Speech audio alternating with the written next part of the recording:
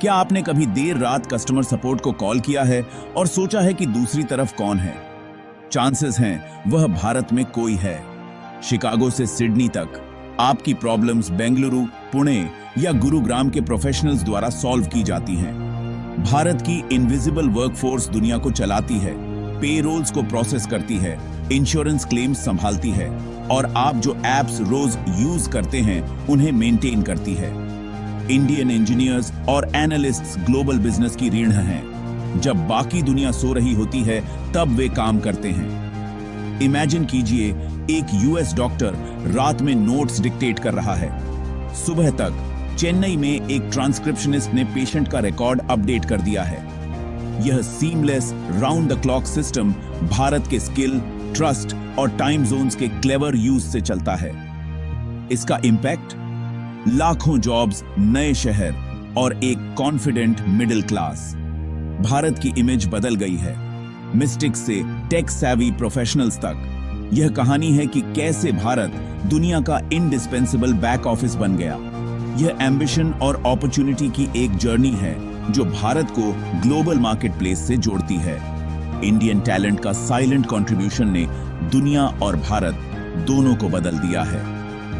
Modern India के global rise की कहानी में आपका स्वागत है। बैक ऑफिस क्या है? यह किसी भी कंपनी का इंजन रूम है। पेरोल, डेटा, आईटी और कस्टमर सपोर्ट को संभालना, सब कुछ पर्दे के पीछे। पहले ये टास्क्स लोकल रहते थे, लेकिन हाई कॉस्ट्स ने कंपनियों को कहीं और देखने पर मजबूर कर दिया। आउटसोर्सिंग का जन्म हुआ। नॉन कोर काम उन देशों को भेजना जहां लागत कम हो लेकिन क्वालिटी हाई हो।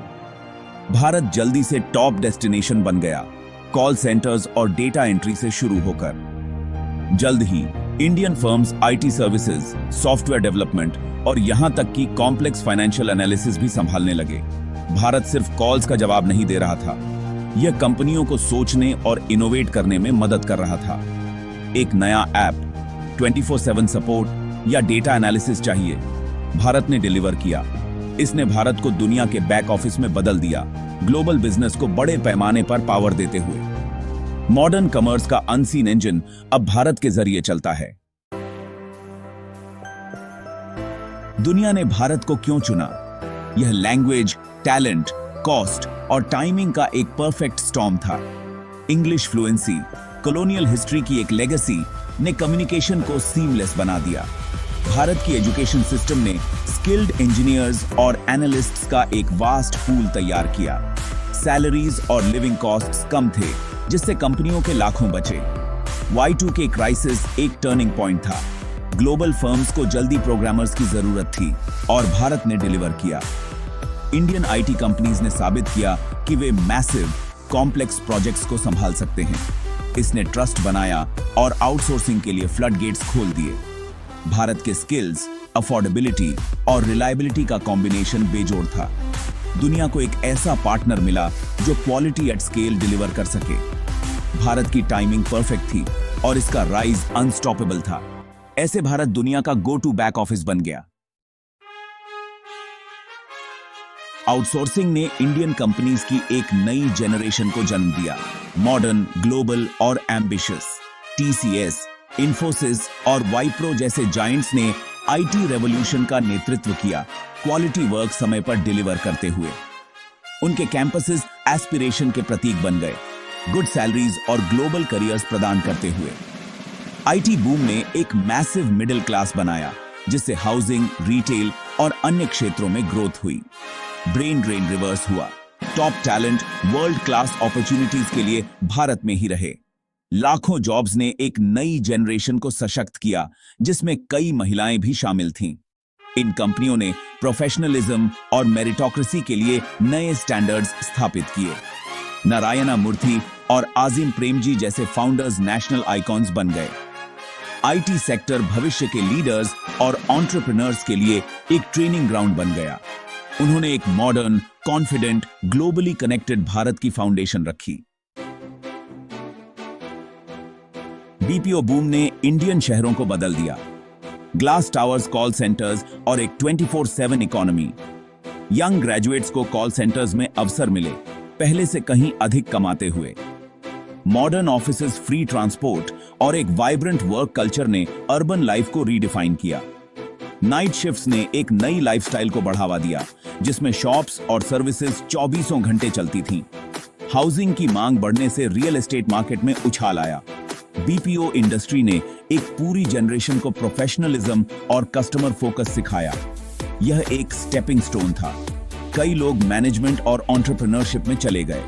दुनिया ने इंडियन वर्कर्स को एफिशिएंट, रिलायबल और ग्लोबली कॉम्पिटिटिव के रूप में देखा। बीपीओ ग्लोबल इकोनॉमी के लिए भारत का बूट कैंप था। भारत की बैक ऑफिस सक्सेस के साथ रियल चैलेंजेस भी आए। नाइट शिफ्ट्स ने हेल्थ और फैमिली लाइफ को डिसरप्ट किया, जिससे स्ट्रेस और बर्नआउट हुआ।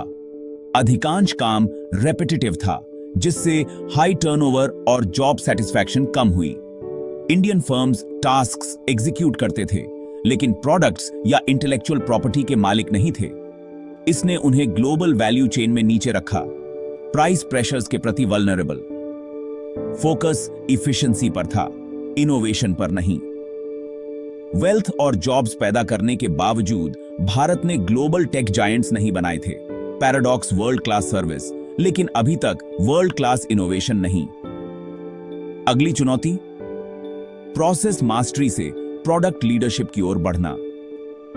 भारत की जर्नी इंप्रेसिव थी, लेकिन अगला पहाड़ और भी ऊंचा था। दुनिया बदल रही है।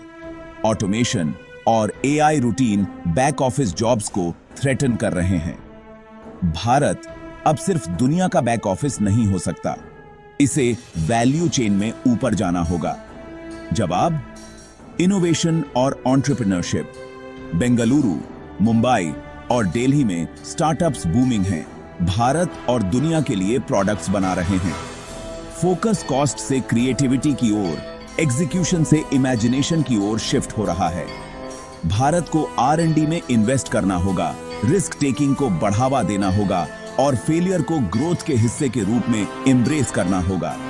फ्यूचर डिजाइनर्स, डेटा साइंटिस्ट्स और इनोवेटर्स का है। भारत की जर्नी दुनिया का ट्रस्ट जीतकर शुरू हुई। अब उसे अपना खुद का निर्माण करना होगा। टैलेंट, एम्बिशन और रेजिलियंस के साथ भारत अगली लीप के लिए तैयार है।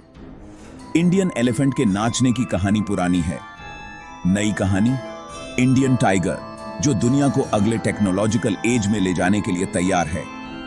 भारत का अगला चैप्टर अभी शुरू हो रहा है।